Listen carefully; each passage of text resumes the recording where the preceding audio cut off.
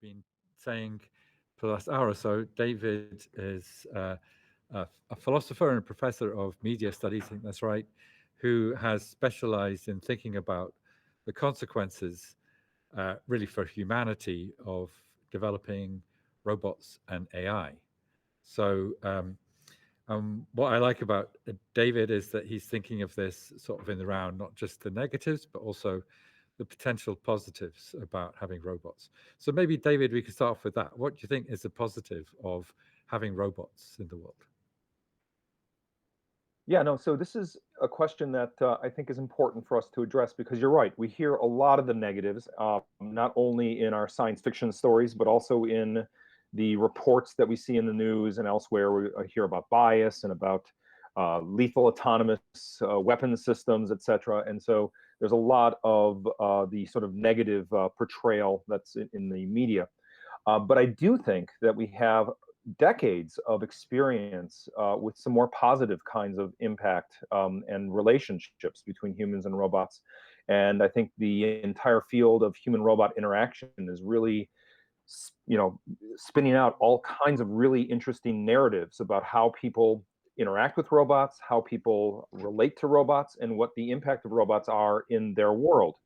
And a really simple example of how this happens and what it all means is, we recently had this moment in time where people are getting sort of interested in the fact that we're treating our Alexas and our Siris as social subjects, right? We're saying thank you to Alexa for helping us find something. And that's because of the way that we're wired as social some people are animals. worried about that, though, that if we have too many of these sort of electronic personalities in our lives, that maybe we'll neglect sort of human relationships. Is that a worry that you think we should look at? So I always I've think crashed. that it's important. What happened? It seems to be still going. Yeah, you're still Oh, going. You're fine, Tony. Carry on. Okay. Or maybe So I always like Go on. to look at these things. I always like to look at them historically, right?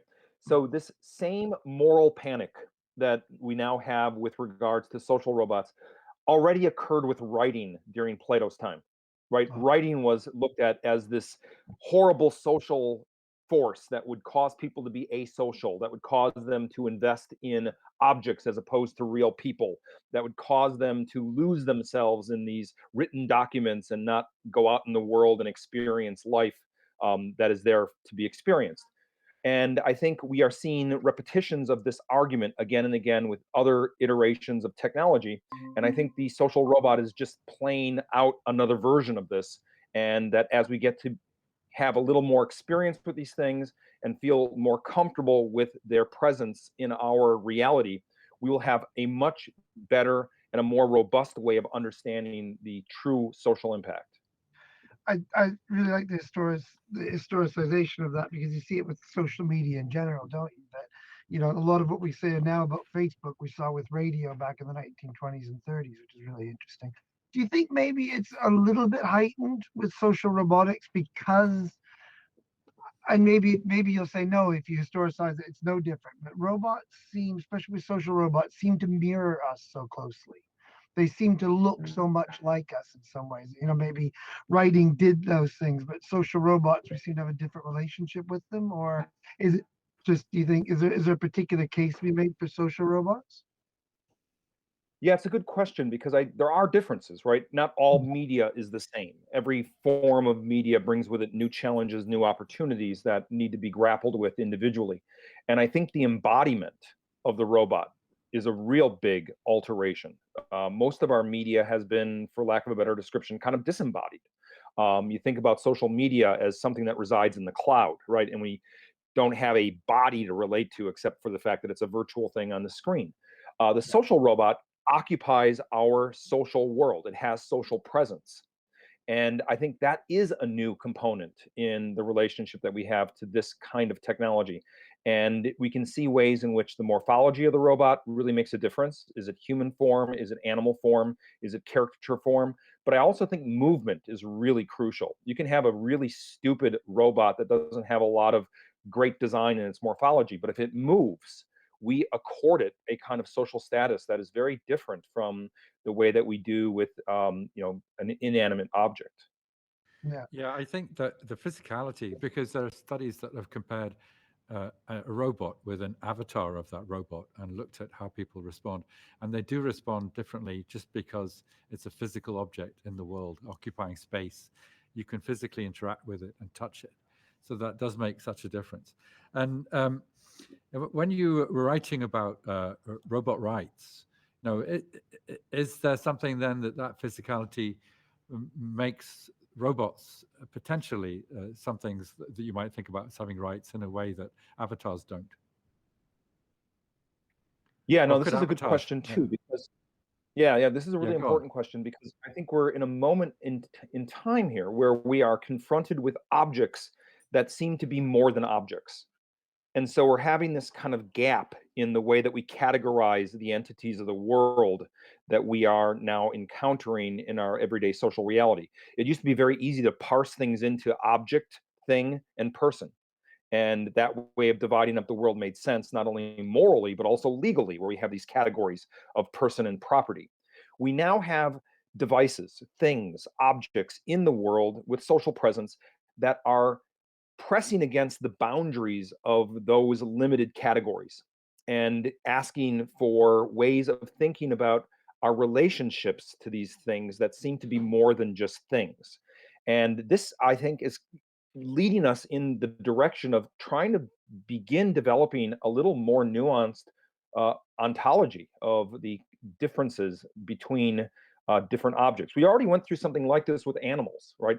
Animals used to be considered just things we could use and abuse as we want, and animal rights innovations got us to think a little more nuanced about what animals are and why they're important to us and what they mean.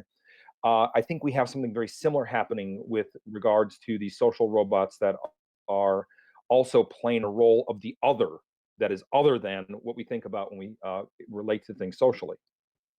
And it's the robot specifically. I think that I think you've argued in some of the stuff I've read of yours before that that edifice that we had of clear distinctions between subject and object, that was always a bit of an artificial dichotomy anyway. But the robot and the technologies we have today are so good at forcing that issue and forcing us to confront, well, actually, maybe this isn't so easy after all. Maybe it's not a simple question of this and that and subject and object, and we know which is which, and we can build these rules based on these pretend distinctions like that.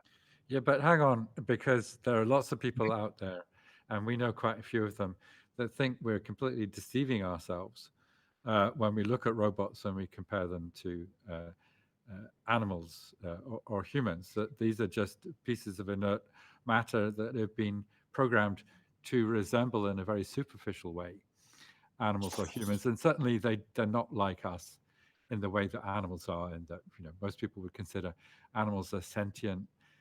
They feel pain. They respond to us. They have emotions. All these sorts of things. And robots right now, if they have any of that, it's very pale comparison to animals. So do you think that the deception is a big problem there, that we're just kidding ourselves? Yeah, so the deception question is really crucial. And Simone Natale just came out with a really good book on AI and deception, in which he argues that deception is not something that is necessarily just negative. The entire effort of AI and robots is to engage us in sort of deceptions that we want to be engaged with. He calls these banal deceptions to distinguish them from these more sort of dangerous forms of deception. So I think deception is not a binary. It's not either deception or not deception. I think it's about how we mobilize these efforts to engage us in these kinds of projections that we have with these robots, and how that shapes social opportunities, but also makes new challenges for us. I like to imagine that Alan Turing would have had a bumper sticker on his 1950 VW Beetle that would have said "No deception, NOW, no AI," and then "No deception, KNOW, no AI." That you have to have deception to have artificial intelligence have an effect, and it's how we manage the deception that really makes a difference. Right, but just to press you on this, because it's what we think about, animals, even animals like fish or even worms, is that they have some sense, and that if you tread on them, they have pain and things like that. And robots don't have that experience. And when people talk about animal rights, they're meaning, don't mistreat this animal because it might experience pain or be unhappy. Whereas that can't be true of a robot, surely. So in the animal rights area, this gets into some really sticky, problematic area, because then you have to make a dividing line between those animals that count and those animals that don't count, the ones you can eat and the ones you don't eat, right? So why is the dog in the house and is considered a companion, and the pig is in the barn and slaughtered for food? Cognitively, they're very similar, but socially, we have made a distinction between one as being a social animal and one being raw material that we can utilize. And this is because of this properties approach to deciding moral and legal status, that we think it's about the sort of internal states of the entity, but our way of mobilizing that has been really inconsistent and really problematic. And so, if we're a little more honest about the way that we actually make these determinations and the way that we make these distinctions, it turns out that phenomenologically speaking, it's more about the relationships that we have with various entities and how we include them in our moral sphere, in our legal community or not. And that the inconsistencies cannot just be wished away with some metaphysical magic, because there isn't such a thing.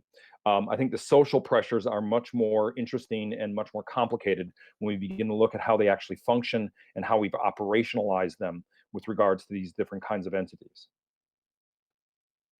For me, go on, Tony. Did you want to? After you, yeah.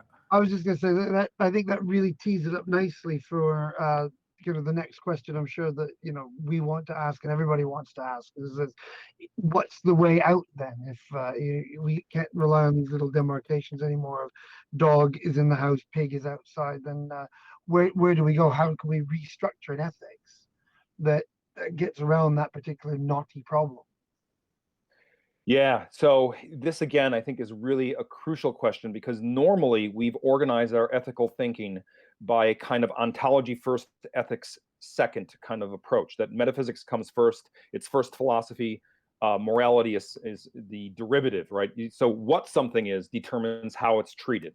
And so we go out in the world and we decide to divide up things into who's that count and what's that don't count. Whether or not those distinctions are credible over time is something that historically has been problematic. And I think we're now at a moment in which we're saying maybe we need to be more honest with ourselves about the way our morality really operates, and that it is the case that we first encounter things and respond to them in ways that already accord them respect or not. And then after that, we make these metaphysical excuses as justifications for the way that we interact with things. So Cockleberg and I have called this the social relational approach to moral thinking. And it follows in the traditions of care ethics out of the sort of feminist tradition. It follows in the tradition of environmental ethics, and also the work of Emmanuel Levinas and other people like him, who have tried to put ethics as first philosophy and the metaphysical stuff as a derivative that sort of makes excuses or justifications for the kinds of decisions that we make in the face of all these challenging others that encounter us in daily life.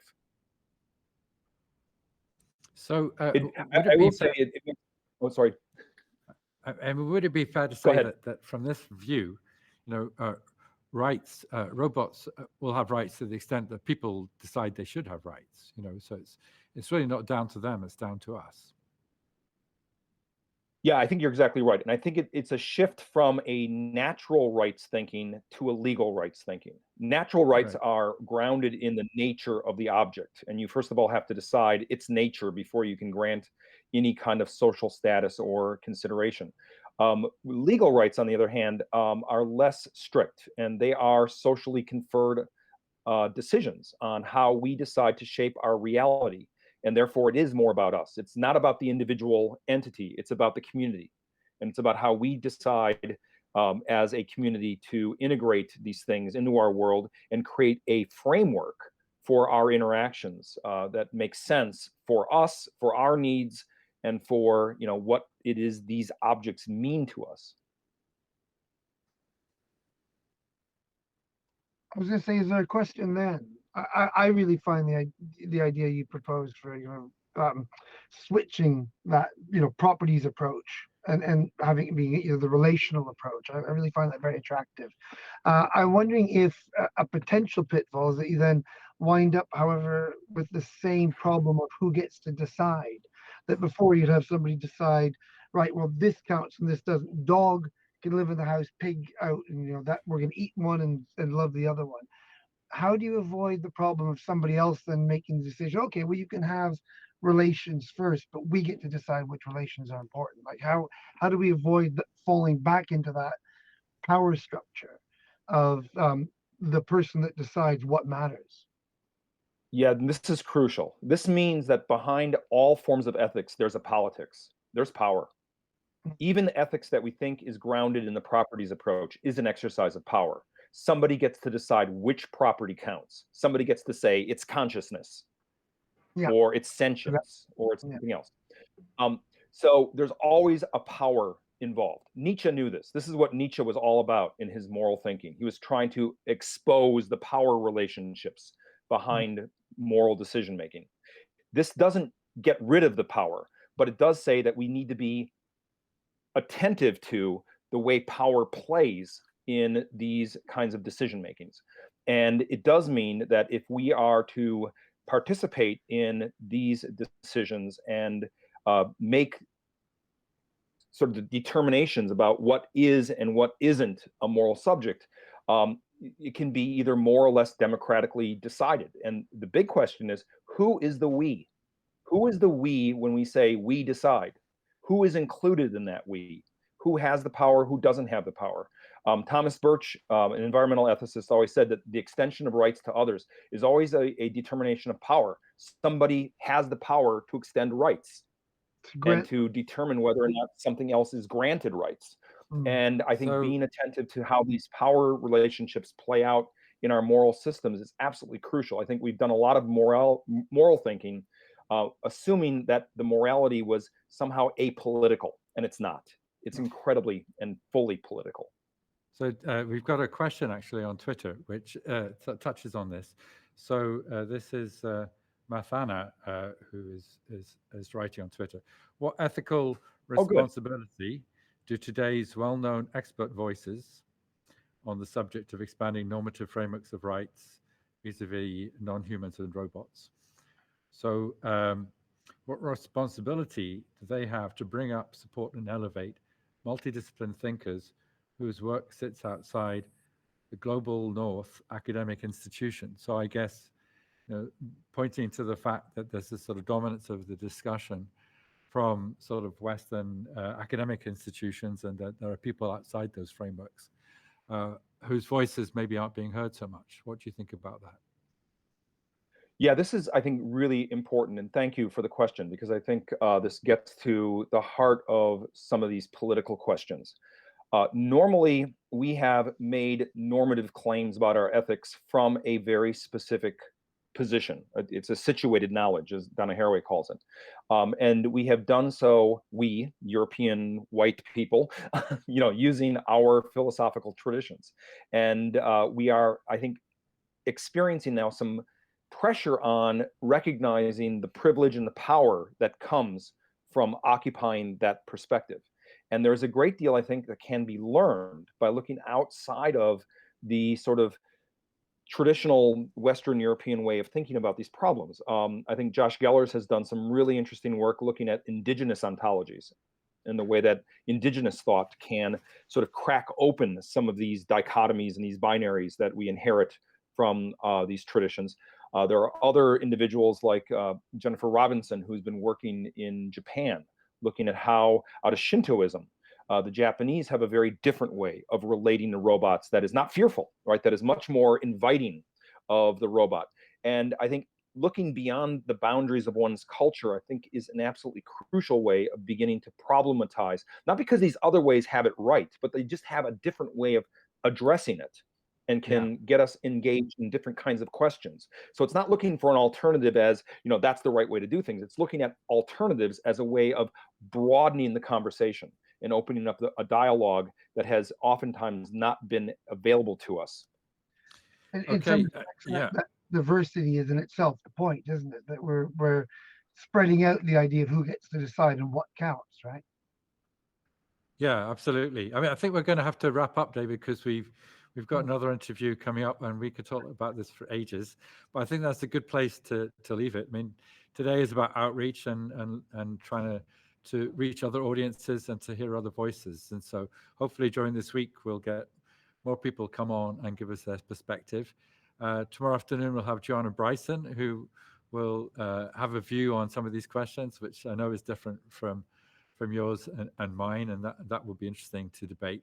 But yeah, thanks very much, David, and we'll post your link to this interview, and yeah, please share it on Twitter, and everybody please stay tuned, because we're going to be talking to Claire Asher about the UK Festival of Robotics Week in just a moment.